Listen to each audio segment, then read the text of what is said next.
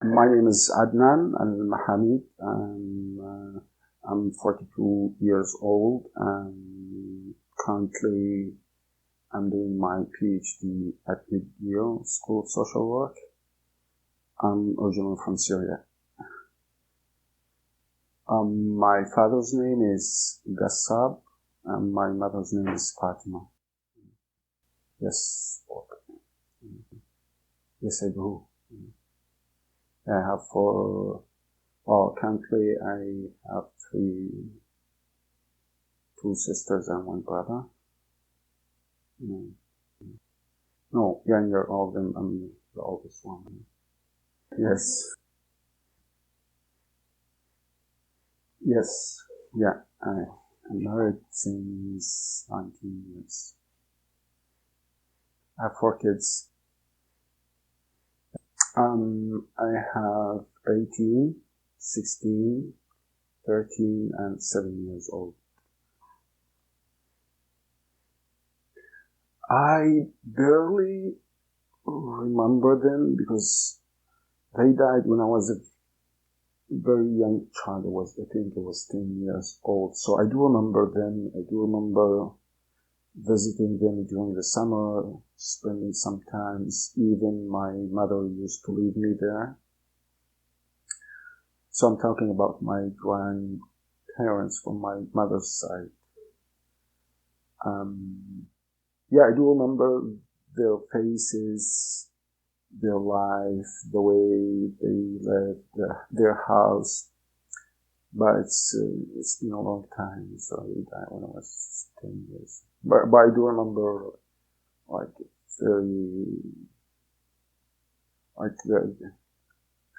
their town. It's a village actually, it's not a town. It's a very big village. Their house, their neighbors, like the neighborhood itself.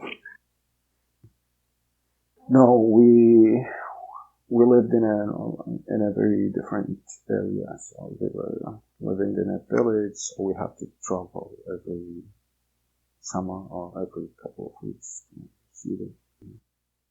It's a very popular historical village.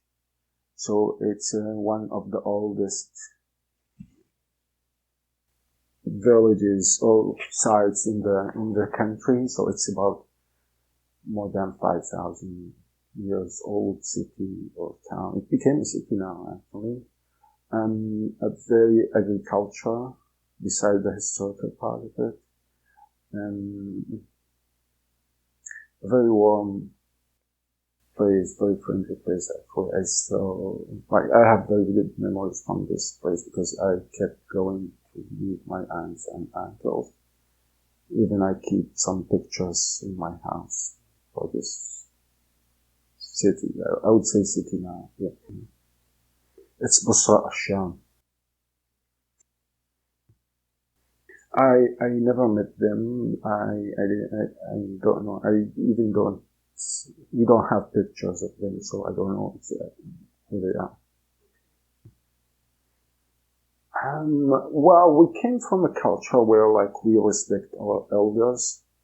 Our uncles and aunts have very fundamental rules in our life because we have very huge respect to them. So every old person considered as a father or a mother. We have, like, my uncles, my aunts. We kept talking even after I left the country. So we have this, like, very strong social connection with each other. This is the way in our life. It's the way how we live. It's the way how we grow up.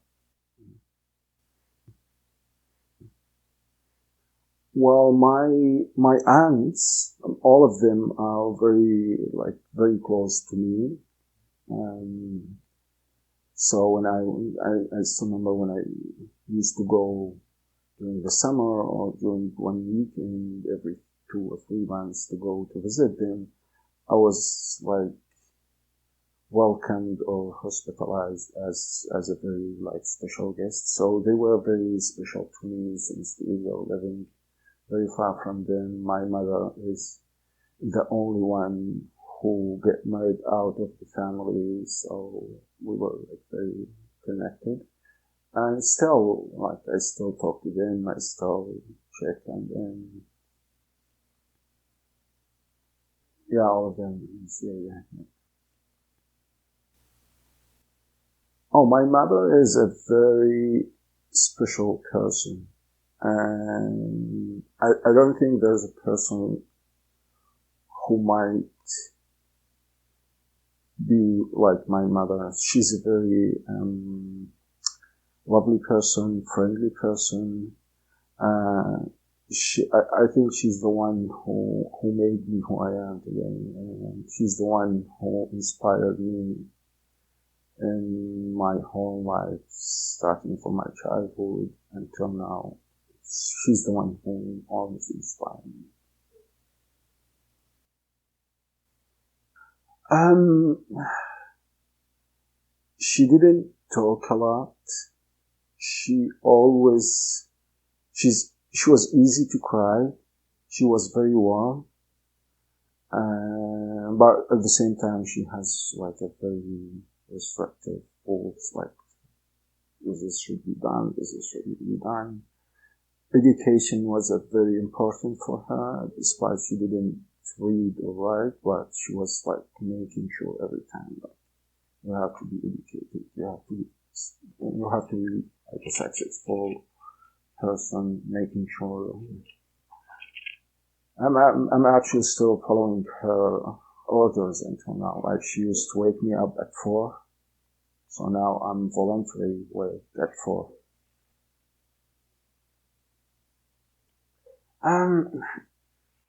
So my father was an old man. There's a huge differences in terms of the age between my father and my mother. So I used to see my father as a very with a high respect, a person with a very strong personality. He was he used to work and support us. He's less talkable. He didn't talk a lot. Yeah, he's very but mostly he was working to support us, busy with his social life. So my mother was the one who's first responsible for us.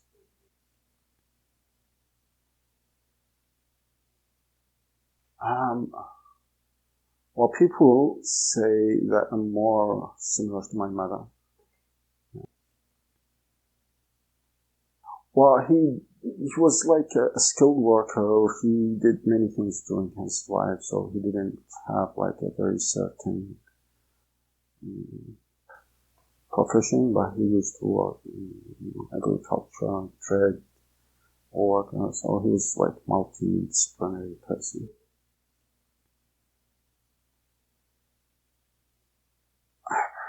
My grandparents, no. My parents, yeah, they used to say, there's a way of encouraging the children in my culture to be good, to be, to achieve something. So they used to mention their difficulties in their childhood. So it's a way of encouraging the children. So my father used to say, I was working when I was 7, I used to do this, I used to do that. We didn't have home, So he was telling me, his childhood environment, his childhood conditions. My mother didn't talk a lot about this. I think she was just looking for the future more than looking for the past. But she did tell us about her childhood, and I've seen that in her relationship with her siblings. And this is I think this is something we also now consider doing it, being very close to each other. Well, it's a typical family in the middle, in the Syrian culture. So having 3 boys, 2 girls. It's a very typical family. It's not a very large family. So it's about how the parents make sure that the kids are well connected, they respect each other. So I think we had a very good childhood. We had a very good relationship. And I think now we remember this and we look to the past and just remembering this, because the life in the house, living, eating with each other, sleeping close to each other. So we were like, despite like the hard conditions, living conditions, now we were like very close. We loved each other. We still love each other. But, the new reality in our life, like everyone in a different corner of this world. So we do remember how warm and lovely our childhood. Well, since I was like the oldest one, I always, so in our culture, like the oldest person in the family has to be or to play the role of the father in the family. So he or she has to be close to all of his or her siblings. But I do have a very special relationship, for example, with my sister, who's still in Syria. I had a very close relationship with one of my brothers who passed away. And we used to do this weekend gathering either in my house or in his. But in general, as the oldest, let's say, child in the household, I had a very good relationship with all my siblings. Like even the way we'll play, after we came from school, how we help each other and support each other. Well, it's a very, very basic cultural games. Like, it was like in the street or in the house. My mother didn't allow us to go out to play in the street, so we were playing in our, we have a very big living room, so we used to play hide and seek, things like, it's a very cultural things that was related to our childhood. Yeah, all of them are married. We lost 2 of them. I have 2 sisters and 1 brother now. One of my sisters still in Syria, and the other 2, my brother and sister, are living in the United Arab Emirates. Oh yeah, it's these things you can't forget about them, because it's like you growing up and these things growing with your surroundings. And then our house was in a very marginalized neighborhood close to the Palestinian refugee camp and other refugee populations. It was very far from the downtown, but it was a very lovely neighborhood. People know each other, people take care of each other, people during the evening, people even chat, sit in the street. This is the way. We don't have cafes, or we don't have these fancy places to go. And people used to work, and in the evening, as a way of socializing, they used to gather either in one house or talk to each other on the street, or do something like gathering in the street. I came from it's a Muslim culture also, so people have this Islamic belief that we care about our neighbors, we consider our neighbor as part of us. Even the children were taking care of us, we took care of others. During Fridays, you feel like the neighborhood was like there's a celebration. People go to pray, and after that, you smell the food. People used to do this kind of like very traditional food during the weekend. People used to like give dishes to each other and exchange dishes. Yeah, it was a very, I would say, vivid neighbor childhood. It's a very like unforgettable. Yeah, so we used to live very close to each other. So as I mentioned, it's a very marginalized, low income neighborhood. So people live close to each other. We used to hear our neighbors. Despite our house was kind of like built in that time, not far from that time. But it was very simple in terms of furniture, even the kitchen, even like, we didn't have a wash machine until I remember I was like 10, 12 years old. We use, during the summer, because it's hot, so people go to the roof and sit up and chat. Inside the house, I still remember it was like painted in yellow and white, and the light is very dark because this is how it was. Yeah, my mother used to clean it twice or three times every day, so you always smell this beautiful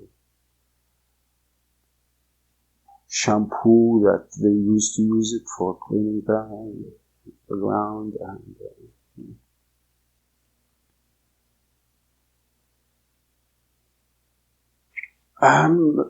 I started school at the age of 6, so I was 6 years old when I was sent to school. It was in the neighborhood, and so I first went by myself, then the second year my sister joined me, so we used to go together to the school. As a kid, well, it was very limited dreams, like where we're gonna finish the school, where we're gonna visit our grandparents. When my parents will bring me my dream bike. So it was very limited dreams, like not big dreams, according to the neighborhood and the life that we live. The biggest one is when we're gonna finish school and go to visit my grandparents. The school used to organize some trips during the school year. So there was also something we considered something we want to go, and because we want to see the teachers outside of the school as somebody like who's interacting with us, not as a teacher, but somebody who's caring about us.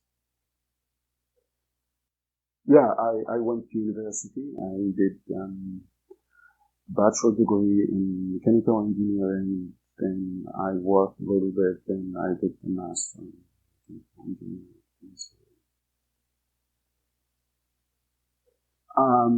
I started working in 2000.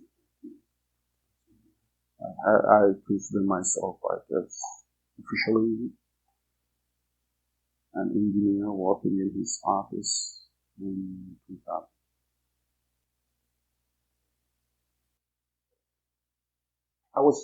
first I worked for the government for a few years, then I opened my own office. So I worked in my own engineering office.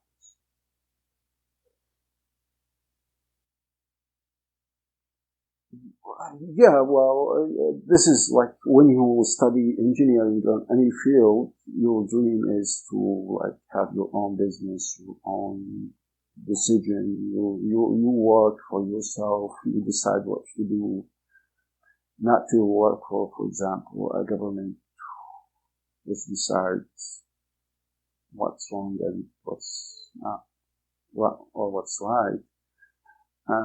Especially in my country where politics play a very fundamental role in terms of like employment and hiring and stuff like that.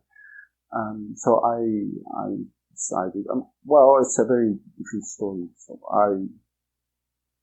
I was fired by the government for some reasons related to my political activities. So then which is very good for me, I started my own business, my own company. I had engineers work for me, I hired staff work for me.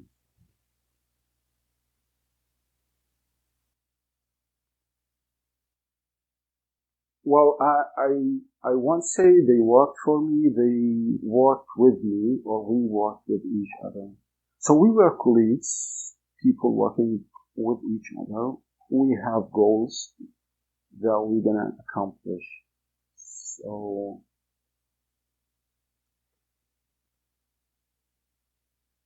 they were my partners, they were my colleagues, we learned from each other, and I didn't deal with the people who worked with me as the boss and they are my employees. Yeah, of course. Yeah, it's not only like a work relationship. It's also families relationships. But our kids used to go to the same school. Our wives used to go to meet. We used to organize some gatherings. Yeah, it's not only work relationship.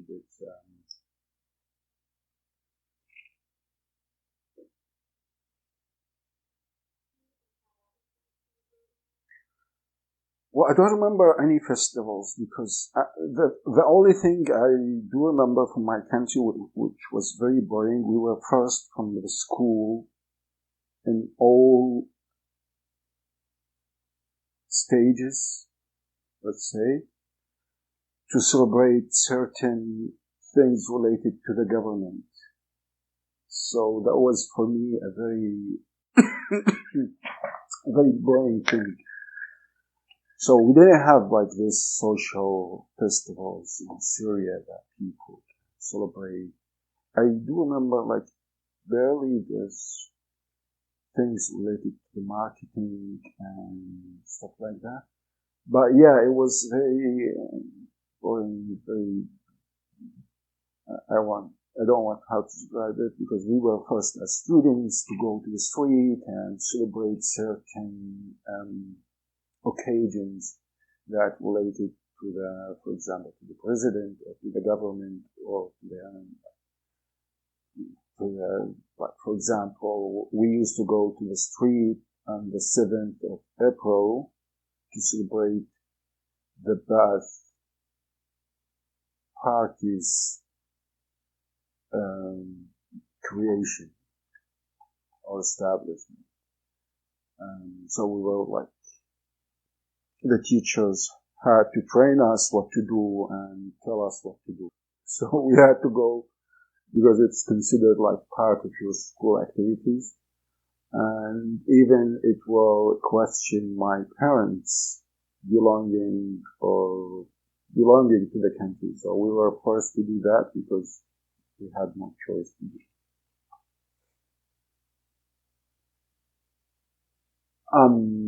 So she is from a small town close to my hometown.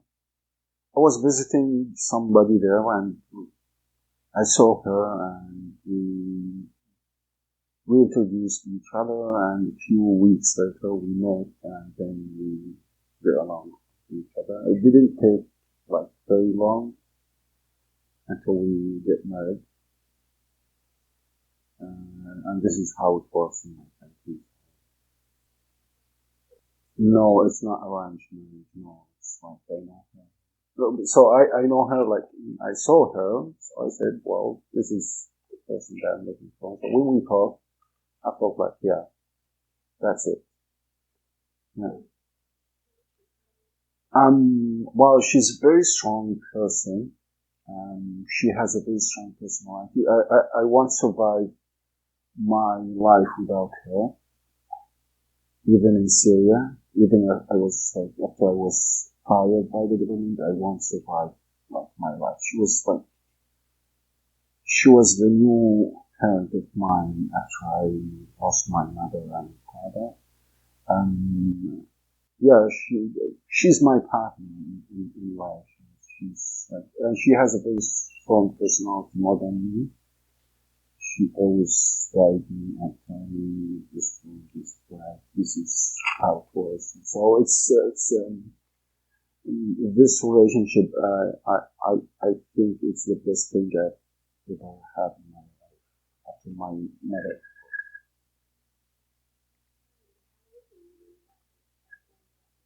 At 25, very young. Yeah, very young, 25. We get married in 26.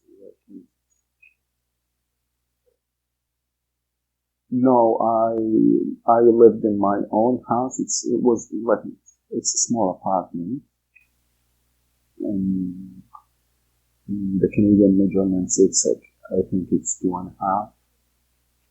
And then I moved to another place. Then we built our house. Yeah, after I get married, I lived in a small apartment, close to my parents also.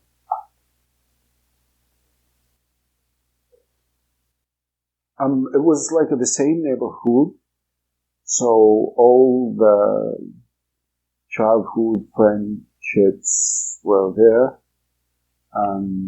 Even the people that we grown up with surrounding us, they were there. So just I became an adult in my childhood neighborhood.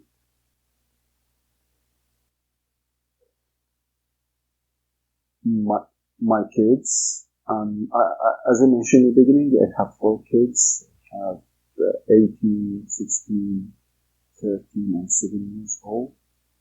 Yeah, amazing kids. So they are my capital in this life.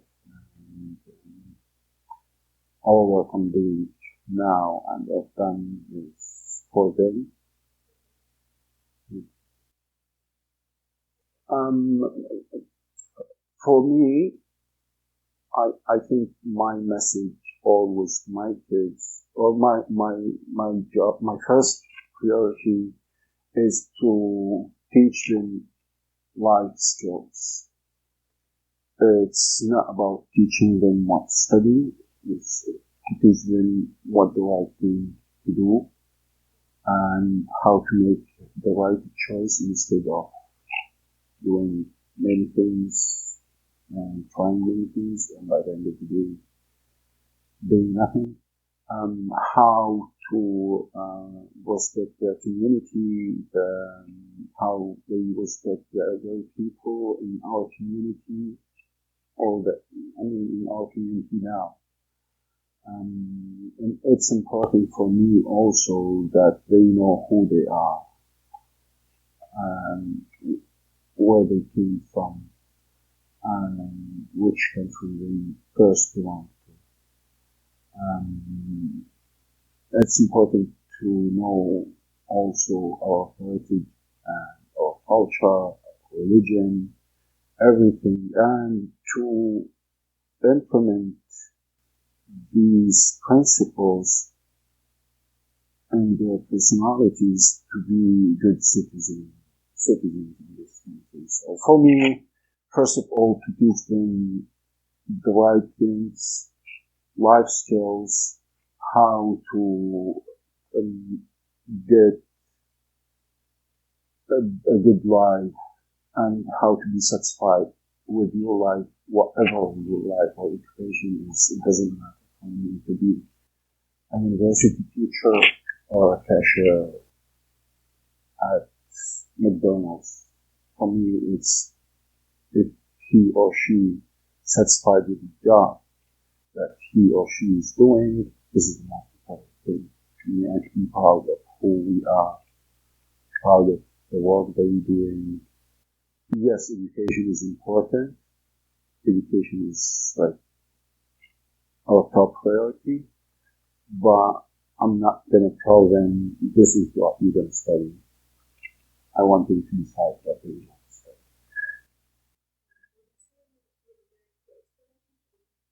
Oh yeah, very much. Yeah, I have like, especially with the girls, I have a good relationship with my girls. I have a very special relationship with my baby, who's 7 years old now. But the girls also, it's for me, and I want them to be very active in the community, in their life. So one of the things that I used to teach them is how I would say criticize things happening around them in a very respectful way. Like for example, one of my daughters was very like criticism of me, for example, of the way I'm dealing with people, or like for some things, like she used to tell me, for example, when we talk about, for example, animals, or if we have to have a dog or a cat in our house, we talk about this, and we link that to our culture, and she used to like challenge me, like, well, this is not there, this is here, and she tried to explain me these things. Yeah, so for me, my relationship with my kids is very, very good, very close. Um, they are my capital here, and I want them to consider it as a good citizens in this country. We left in 2014.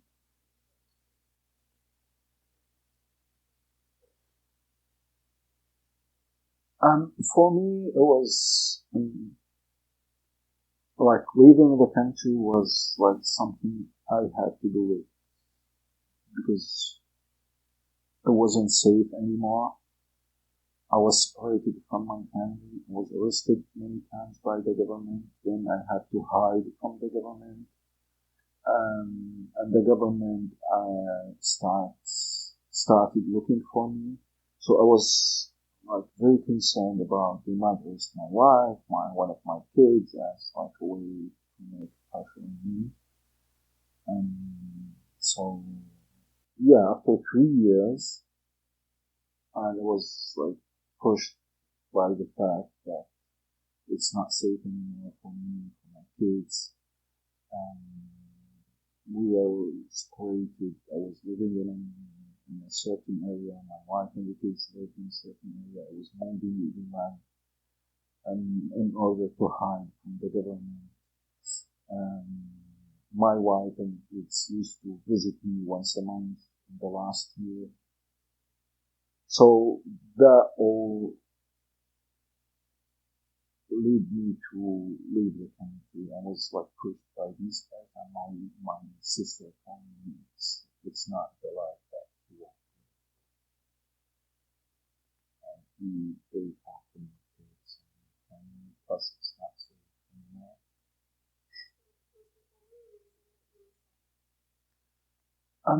So I was arrested 3 times during my lifetime, let's say. because of my political activities. And the last two times was 2011, 2012. And and then when I released, I knew by somebody that they are looking for me again. So I had to hire them. The guy told me that you have to flee, so find a place where they can't find you. So I had to find a place where they can't find me. And the war was like almost in its very highest level, where like areas out of control of the government, areas under control of the government. So I left the areas under control of the government and lived in areas out of the control. No, I was surrounded by very good people. I was protected by these.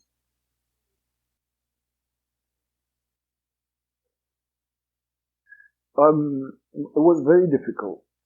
It's like you can't describe it as difficult. It's the most challenging decision that you had to make in your life, because you're leaving everything and moving to the unknown.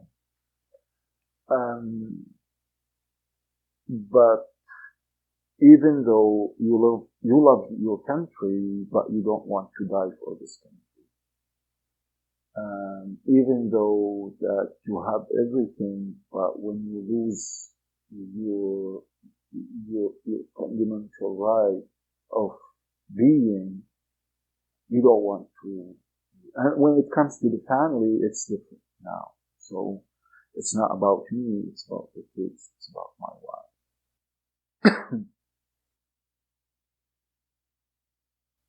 Well, you leave everything. So you leave your dreams, you leave your house, you leave you leave everything. Like I built a house that was my dream house, and I left it behind.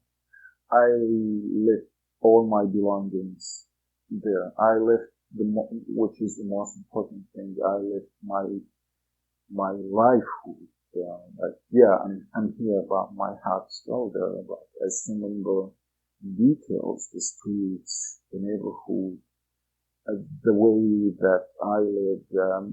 Like I left my sister there, who is like very close to me. So yeah, I left everything there, and uh, I left to the unknown, to the uncertain. So for me, I came as a student here. So McGill offered me this scholarship, so I came here as a student. So I was supported by the community at the school here, by the same community. I was like the first Syrian to arrive after the war, and who survived the war, like who really survived the war, and who witnessed the war, and who has done something during the war, like in terms of like human rights activities, some political activities. Yeah, I was well received from the community, well received from the school here. I was very supported, but still, in like few weeks later, you feel like you're homesick. You don't belong to this land. You start questioning yourself. What am I doing here? Why am I here? I do remember when I arrived on the 3rd of October, friend was, I didn't know this person before, just like he volunteered to meet me at the airport. Like the first 2 weeks, very, very tough weeks for me, for my family. Yeah, with my mom. Yeah. Well, I would say it was difficult because they left the school there, they had to start school, new school there.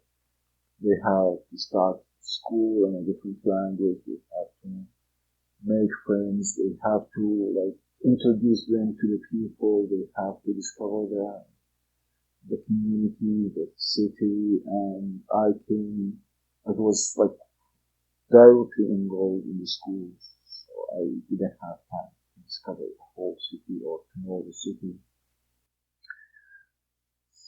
So yeah, and my wife also for her it was very hard because she came with us and she wanted to support us, but every one of us went to find his or her way, as like myself, the kids, and she stayed home taking care of our youngest one, and that was also hard for her.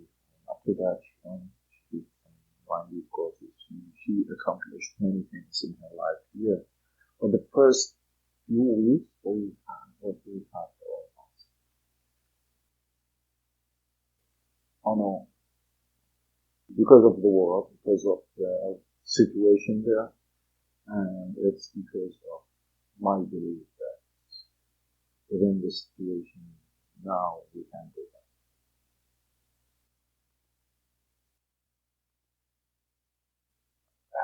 Well,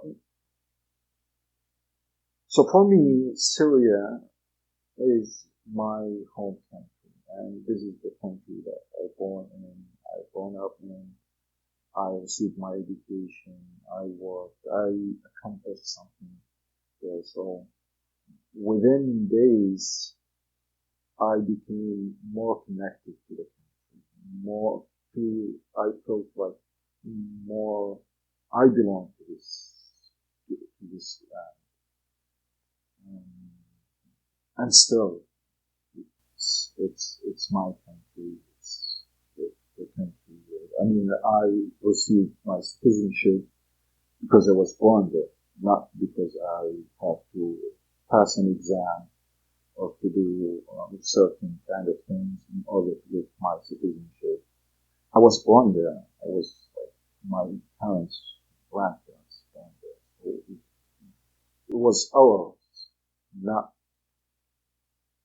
something that given to us.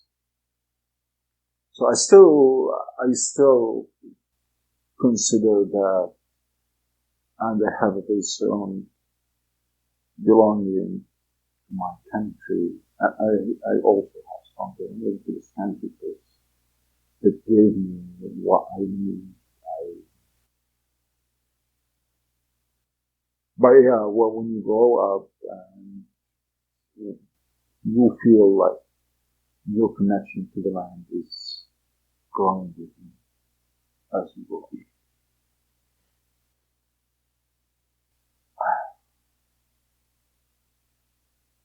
Well, maybe yes, but in the current situation, I can't think of going back for many reasons. First of all, it's um, it's my own belief that within this government you can't go back, especially living these certain years in Canada and receiving my education, like living in the way that every person should live, with freedom, with dignity, mm, being respected. And so going back, it's very hard unless like the country change or political situation. Yeah, we consider that as an option to go back. We left everything. We have our belongings there. We have to check these belongings. We have to go and see our relatives. I wanted to visit my my sister, my relatives, my mom, also my father. So I want to go back, but it's different when you dream of something than you face the something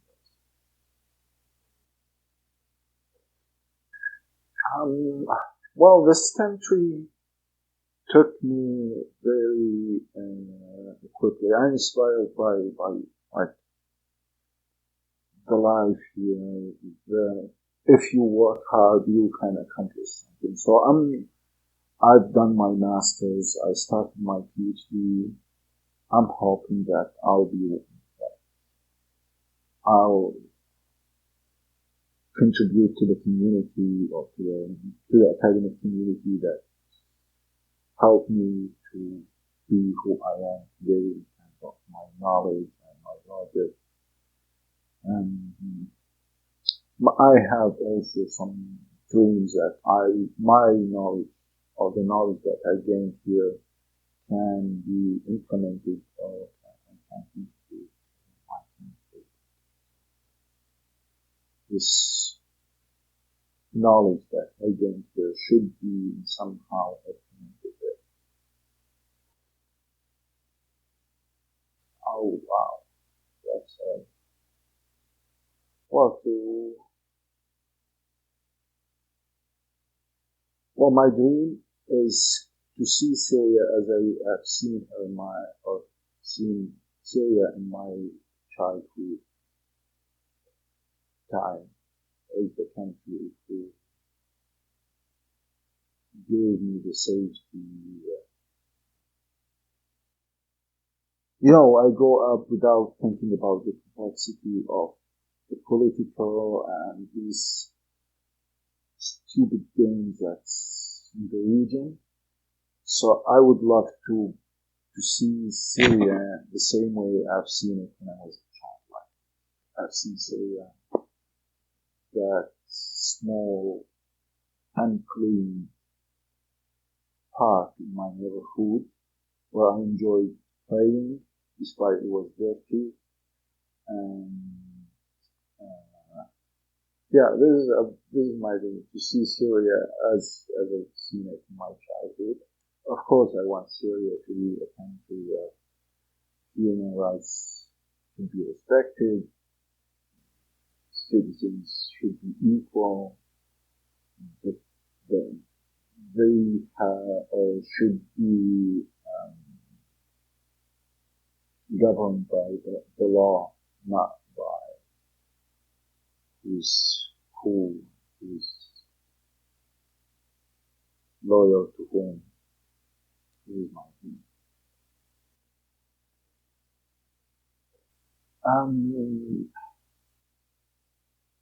Well, the most important thing that from this narrative, I guess you'll see that